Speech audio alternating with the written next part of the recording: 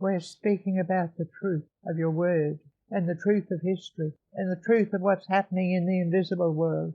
And millions of Christians don't know it or understand. We are looking at God's reasons for creation and seeing how not only are his purposes being fulfilled, but will be fulfilled to the end of time, but we are also seeing the great opposition there is from Satan through human sources.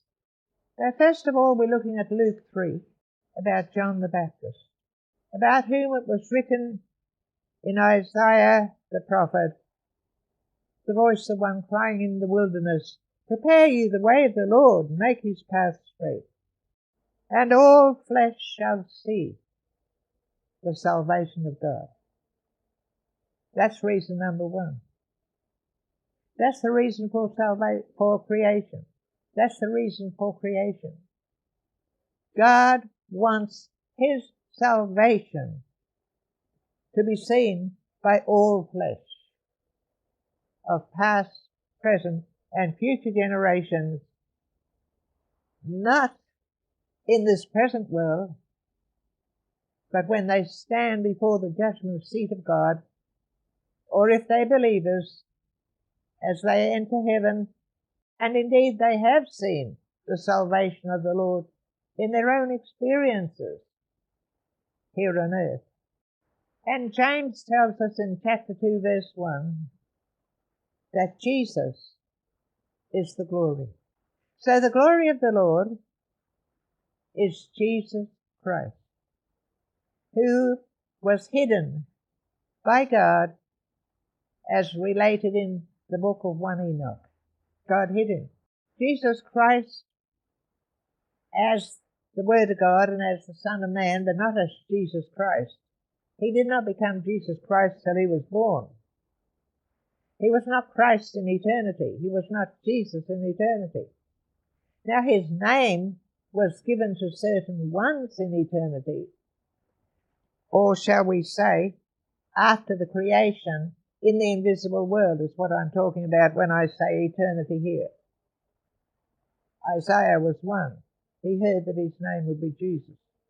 And John the Baptist saw a multitude of people coming, and he said to the multitude. Now in Matthew's Gospel, he says it to the Pharisees.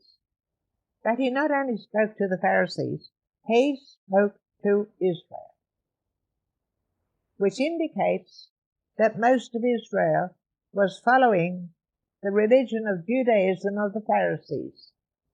That was not the Old Testament. They were not following the Old Testament at all, except as it was expounded in the oral tradition by the Pharisees and called the Mishnah, the beginnings of the Talmud that became written. And he said to them, O generation of vipers! The generation of Israel at that time was a generation of vipers. They were not the holy people we thought they were. They were still God's people until the cross. After the cross, they lost their estate of being God's people and continued with the temple until AD 70. And he said to them, O generation of vipers, who has warned you to flee from the wrath to come? No wonder John said about Jesus that he would baptize the nation and people in it with the Holy Ghost and fire. The fire is not given today. Nobody today is baptized with the Holy Ghost and fire. We are baptized with the Holy Ghost and power. The nation of Israel had two aspects of the baptism. On the day of Pentecost, 120 received the baptism of the Holy Ghost and power. Now there were tongues of fire, but that did not mean a baptism of fire, because fire speaks of judgment. And John was foretelling that there would be a judgment on Israel through Jesus Christ, which was totally effected by AD 70, when Israel ceased to exist. So the whole of creation, not only Israel, is under the power of Satan and demons. And the whole of creation in this world, from the time that Satan fell, which was about the third day, with his angels, and from the time in particular that he approached Eve, from that time the whole of creation has been under curses.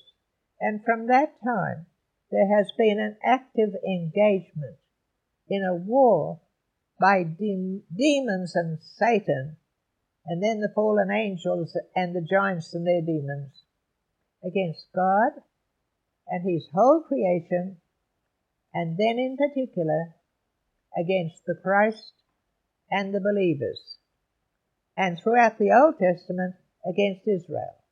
Israel continually fell into idolatry, generation after generation. There was scarcely a generation when they were not in idolatry. For how many years was that? A couple of thousand. And of course that idolatry ceased when Jesus Christ came and died on the cross, and there was fulfilled Daniel 9:24. And it totally came to a culmination of fulfillment in AD 70. In Romans 8, we see that the whole of creation is in bondage. So it not only has affected mankind, it has affected the whole of creation, which means the animal kingdom and the birds and so forth. They die.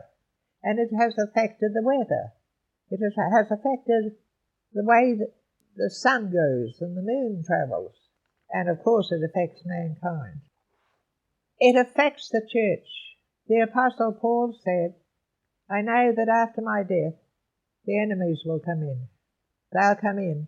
They'll be lying in wait, and they will attack the believers and the churches. And he also gave other warnings in 1 Timothy 4 and 2 Timothy 4 about the doctrines of demons. And from the time in particular that he approached Eve, from that time the whole of creation has been under curses.